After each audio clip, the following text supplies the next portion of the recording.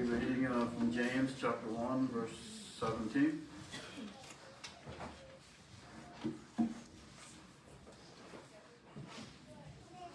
Every good thing given and every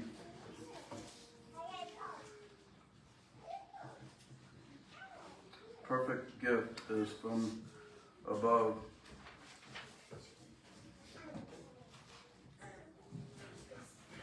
coming down from the Father of lights, and with whom there is no variation of shadow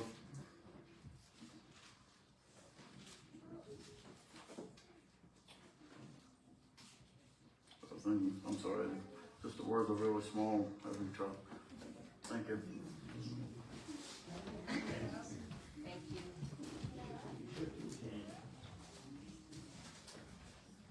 Thank you, Daryl. My, you've all grown since the last time I was up here. That goes a lot. So it's November now. And with November comes Thanksgiving. That's coming up later this month. And with the Thanksgiving season, we find ourselves progressively turning our minds more towards the blessings that we have in this world and the things that we have and the sharing of it with each other. What I'd like to do today is kind of take some time to ponder and to study on the idea of blessings and where they come from and what our responsibilities are to those blessings. So as Daryl read for us, in James chapter 1, verse 17, it says that every good gift and every perfect gift is from above, coming down from the Father of lights, with whom there's no variation or shadow due to change. The things that we receive in this life, they ultimately come from God. And, you know, that's not a big revolutionary statement necessarily. I think we've all probably heard that at one point or another. We're used to thinking of that a lot of times in terms of like, hey, honey, we randomly got a check for $10,000 in the mail today. Isn't that dandy? And sometimes, you know, weird coincidental things fly out of nowhere, and those, of course, are blessings from God, because where else would they have come from? It's also important to note that sometimes those blessings apply even to they actually always apply to even the things that we do ourselves. It's the notion that, you know, we can go out, we can sow seed, we can tend a field, but does that mean that the crops are going to grow? Does that mean that they're going to be healthy? That there's not going to be a freak swarm of locusts blow in at the last second and devour all of it? Of course not. Ultimately, even the success of our own hands comes from God. A few years back, I went through a rather extended period of underemployment and, you know, job markets and all that. You get very familiar with this idea where, like, there's really only so many applications you can put in and only so much pavement you can pound, but at the end of the day, something just kind of has to happen. And there's nothing you can do about it short of armed robbery. So ultimately, even the work of our hands, it only yields because of God. And so all of the things that we receive, we should always give credit to God. And that comes with a certain responsibility too. There is a notion within Christianity of the idea of stewardship. The idea that if the things that we have in this life are from God, then who do they really belong to? Are they actually ours, or do they still technically belong to God? Well, they technically belong to God. And there's things we have to keep in mind with that. If you turn to Matthew chapter 25, we'll kind of read the source text for this idea. This is the parable of the talents. Beginning in verse 14. For it will be like a man, the kingdom of heaven, will be like a man going on a journey who called his servants and entrusted to them his property. To one he gave 5 talents, to another 2, to another 1, to each according to his ability. And then he went away. And he who had received the 5 talents went at once and traded with them, and he made 5 talents more. So also he who had the 2 talents made 2 talents more. But he who had received the 1 talent went and dug in the ground and hid his master's money. Now after a long time the master of those servants came and settled accounts with them. And he who had received the 5 talents came forward, bringing 5 talents more, saying, Master, you delivered to me 5 talents. Here I have made 5 talents more. His master said to him, Well done, good and faithful servant. You've been faithful over a little, so I will set you over much. Enter into the joy of your master. He also, who had the 2 talents, came forward, saying, Master, you delivered to me 2 talents. Here I have made 2 talents more. His master said to him, Well done, good and faithful servant. You've been faithful over a little, I will set you over much.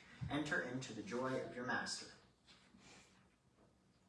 He also, who had received the 1 talent, came forward, saying, Master, I knew you to be a hard man, reaping where you do not sow and gathering where you scattered no seed. So I was afraid, and I went and hid your talent in the ground. Here, what you have, you have what is yours. But his master answered him, You wicked and slothful servant. You knew that I reap where I have not sown and gather where I scattered no seed. Then you ought to have invested my money with the bankers, and at my coming I should have received what was my own with interest. So take the talent from him and give it to him who has the 10 talents. For to everyone who has, more will be given, and he will have abundance. But from the one who has not, even what he has will be taken away. And cast the worthless servant into the outer darkness. In that place there will be weeping and gnashing of teeth. So what do we have here?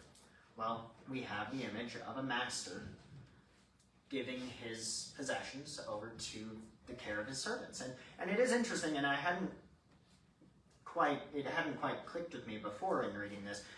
Sometimes you get the idea that, oh, well, he gave a gift to his servants. Like, oh, here, have some money. That's not really what's happening here, though. He's giving his servants, he's entrusting to them his property. This is just like we were talking about with the blessings we receive. This is still the master's money, but he's trusting his servants to use that money and to use that money well. Thus his frustration with the servant who just didn't do anything with it. And what did they do with it? They went and they put it to work. They put it to work doing presumably the work of their master. They invested it with the bankers. They put it into trade. And what happened as a result? That property was multiplied. We see kind of a parallel here. If you'll go to Proverbs 11 real quick. Oh, I have it written down here. Proverbs 11 in verse 23, it says, The desire of the righteous ends only in good, the expectation of the wicked in wrath. One gives freely, yet grows all the richer. Another withholds what he should give, and only suffers want. Whoever brings blessing will be enriched, and one who waters himself will be watered, or waters will himself be watered. The people curse him who holds back grain, but a blessing is on the head of him who sells it. It's kind of a parallel there with the talents. When the servants would take the talents and they would use them and they would share them in the work of their master with other people, presumably, they received more in return. And so the blessings grew. And with that, the ability for them to then go and continue doing the work of their master in greater amounts. Whereas the one who didn't, who assumed, oh, well, I only have a little, I need to just pretend like I don't even have it, hid it in the ground, hoarded it, sat on it like a dragon, nothing happened. Nothing happened, and it was ultimately taken away from him. That's exactly what we see here in Proverbs when it comes with being generous, with blessing other people, with desiring to do righteous and to minister to others. It says that the one who waters others is himself watered in return. That's a multiplication of blessing. Now, that said, that's not to say that when we receive things, we just, oh, well, here, just give all of it away constantly at all times. with the management of the property, there's also a notion of shrewdness. We should also be wise in how we do this. If you're blessed with 5 of something every week and you give 7 of it away every week, great. How long are you going to do that for? Like, that's not managing the resources of your Father. There's some common sense that should come into play. But we also shouldn't, we should be willing to err on the side of kindness and generosity in that too. So that in the end our master might say, you have been faithful over a little, now I will set you over much. But sometimes we fail to put our blessings to work. And why is that? And there's a number of different ways that this can happen. First, we might be like the servant with the 1 talent and say, well, I don't really have any blessings. I challenge you to reconsider that idea. And obviously, some people have more of a certain thing than others. But if you're here today, I would challenge you to, you have some kind of a blessing. You have a talent that you can use for the service of your Father. And that generosity, because with the parable it's talking about money, but it could be all kinds of things. If you have your voice, that's a blessing. And you could use the blessing of your voice to offer a word of encouragement to someone. It may seem like a little thing, but that could mean the world to someone else. And you know what? Even that seemingly meager blessing, once it's put to work, it begins to multiply. And it doesn't necessarily return back to you in the form that you gave it. Oftentimes it doesn't. But it will be put to work. We should never allow the thought that we don't have anything to give to prevent us from trying to find ways to give and to be a blessing to others. Sometimes we are afraid. We fear that if we give our blessing away, that then we won't have anything. But what does Proverbs say? It says the one who gives freely grows all the richer. And I'm sorry, this fall back is my brain all kind of foggy today. Let me, 1 second. We can have this notion that if we give our blessing away, that we will then be without. But Proverbs says that when we give freely, it will grow all the richer, because that blessing will return to us. And we should take confidence in that. And we should take confidence that if we are taking a risk and a desire to serve God, that He's going to reward that, and He's going to take care of us. We can turn to Matthew chapter 6. Jesus says in verse 26 to look at the birds of the air. They neither sow, nor reap, nor gather into barns, and yet your heavenly Father feeds them. Are you not of more value than they? God is watching over us, and He's going to take care of us. And we cannot allow fear to prevent us from doing the will of our Father. Sometimes, and this is a little more uncomfortable to talk about, but it's true. Sometimes, though, we can fail to meet our calling that God sets for us because we make our generosity, or the lack thereof, about ourselves. Because as much as we might like to think that, oh, well, if when we fail to meet the mark, it's just because, well, I wasn't thinking about it, or there's,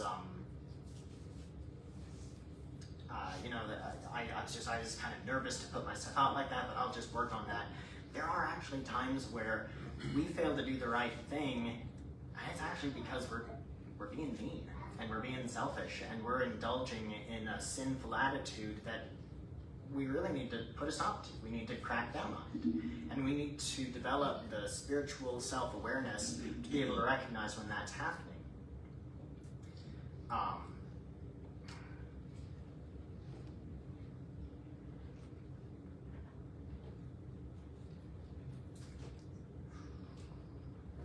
sorry, I am just off my game today.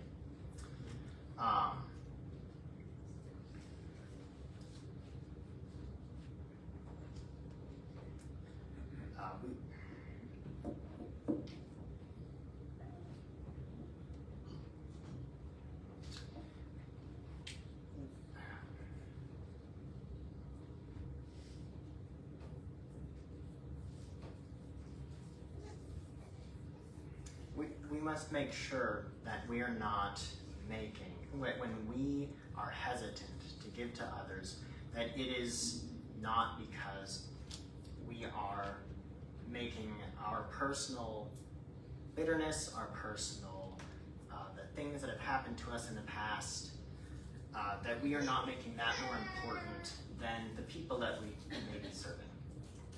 We have to make sure that the service of others is foremost in our mind, because otherwise it can harden our hearts, and we can turn towards very, very bitter, ugly behavior that can destroy ourselves, that can destroy other people around us. And we'll end up like the servant who refused to do the will of his master. Because in the end, we serve a God that gives graciously, and we are commanded to follow in his footsteps. We are to put the gifts of God that God gives us to work, blessing others as we have been blessed. We must be mindful of the gifts we've been given. We should not be fearful in the use of those gifts, but have confidence that our blessings will return multiplied. And we should ensure that we are not withholding in a spirit of bitterness and envy.